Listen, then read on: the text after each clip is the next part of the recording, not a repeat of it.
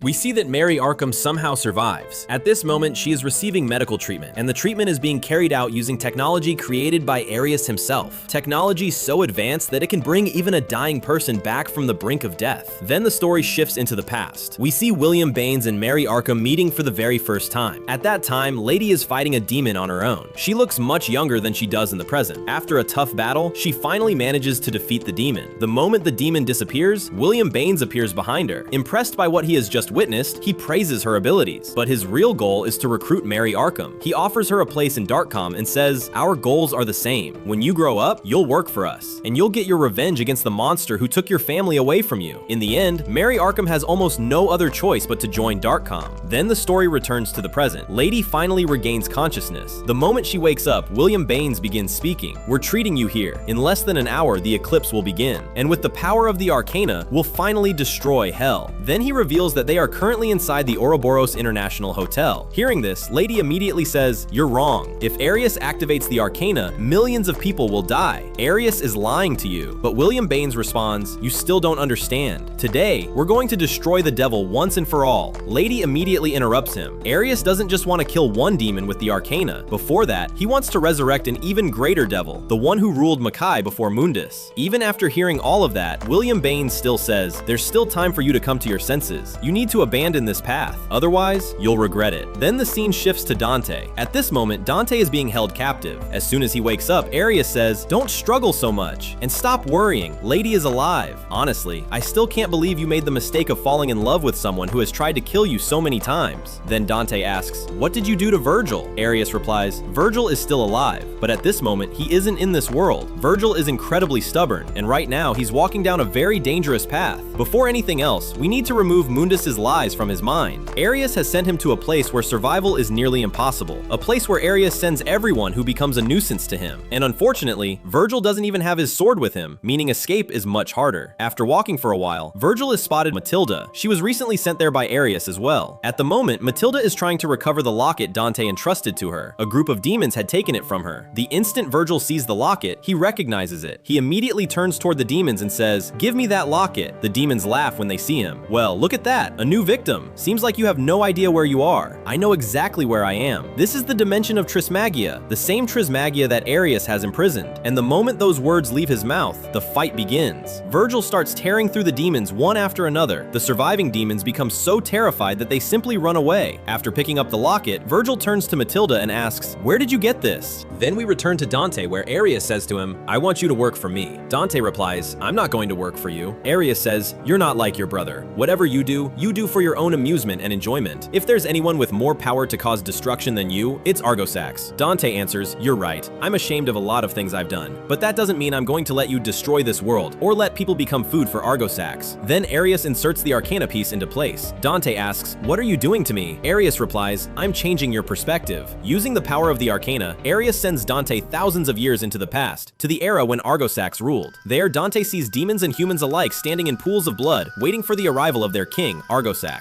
The moment Argosax appears, he begins draining the life force of everyone around him to increase his own power. But suddenly, some of Argosax's own followers betray him and attack from behind. Argosax retaliates, but then another figure joins the battle, Mundus, the current king of Makai, who was once one of Argosax's loyal servants. Mundus attacks Argosax and leaves him severely wounded. Argosax says, "You seek to take my place? I created you. This world will never be loyal to you." Mundus replies, "Then I'll create a kingdom that will be." And with those words, he kills Argosax. As Argosax dies, the 4 pieces of the Arcana are sent crashing down to Earth by his final command. Many years later, one of those Arcana fragments ends up before a man named Arius. At the time, Arius is an inventor whose work has just been rejected by the ruling king. Furious, Arius throws all his papers into the air. One of those papers lands directly on the Arcana fragment, which instantly burns it to ashes. That catches Arius's attention. The moment he approaches the artifact, Argosax's spirit reaches into his mind and says, "I can read your thoughts." Argosax then shows Arius visions and dreams so tempting and powerful that they completely corrupt his ambitions. And that is where the strange partnership between Arius and Argosax truly begins. In reality, Arius's mission is to find all 4 pieces of the Arcana and resurrect Argosax. But one lifetime is not enough to accomplish that task. So Argosax grants him the power of reincarnation. Whenever Arius dies, he is reborn, while retaining all the memories of his previous lives. Many times he loses his life while searching for the Arcana fragments, but each time he returns and continues the hunt. This cycle continues until he finally obtains all 4 pieces. And eventually, after ages of searching, his journey reaches the present day. When Dante finally returns to reality, he stares at Arius and says, says, "So you're a 1,000-year-old old man." Arius immediately corrects him, 672 years old, but that's the age of my mind, not this body. I remember every single life I've lived. I've seen kings and emperors come and go. 6 centuries ago, Argosax gave me a simple command: burn it all and embrace the flames.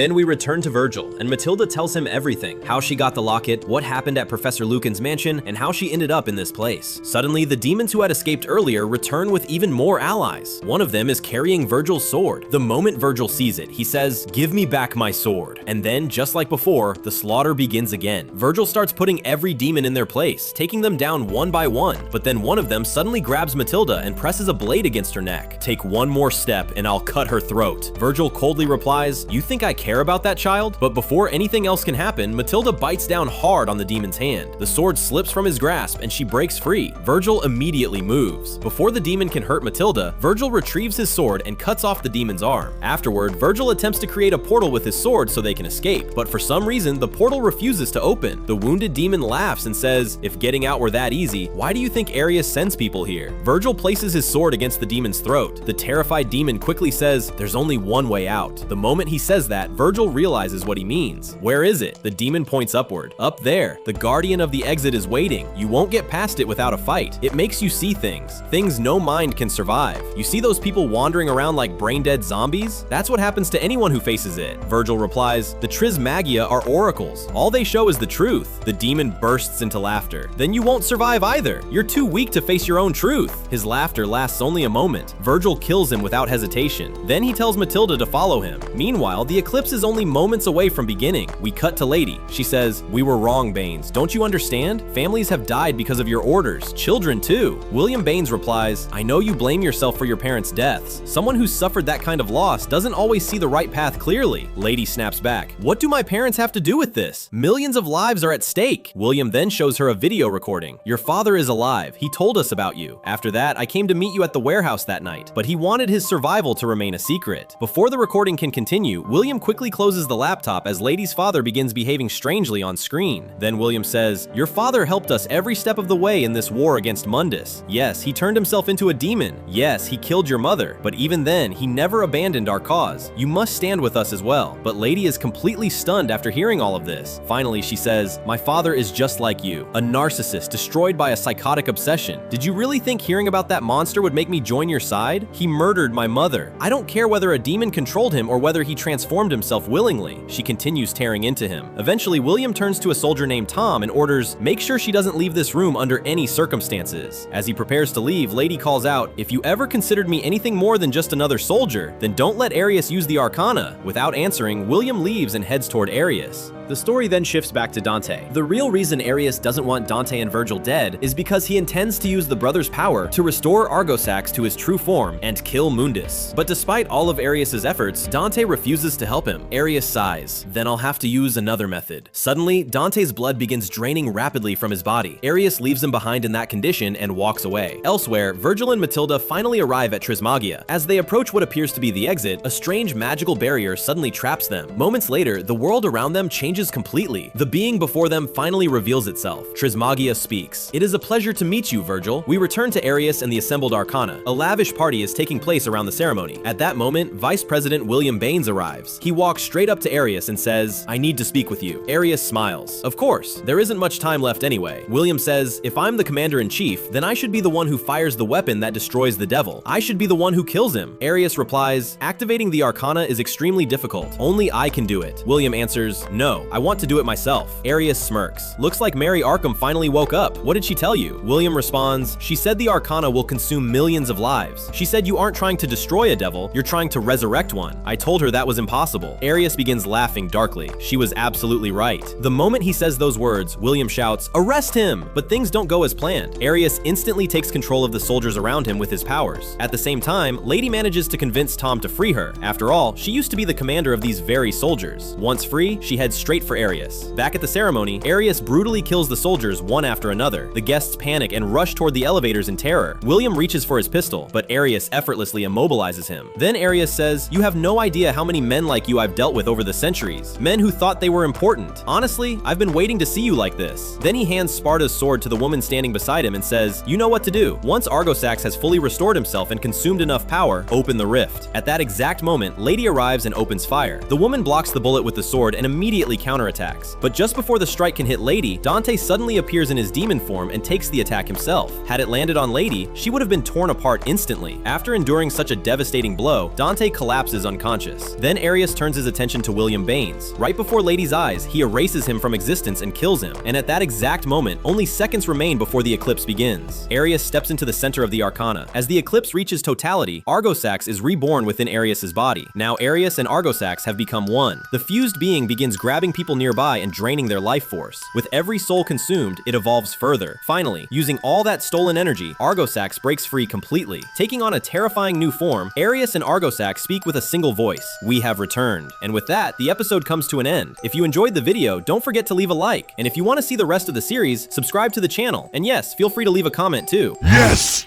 That's it!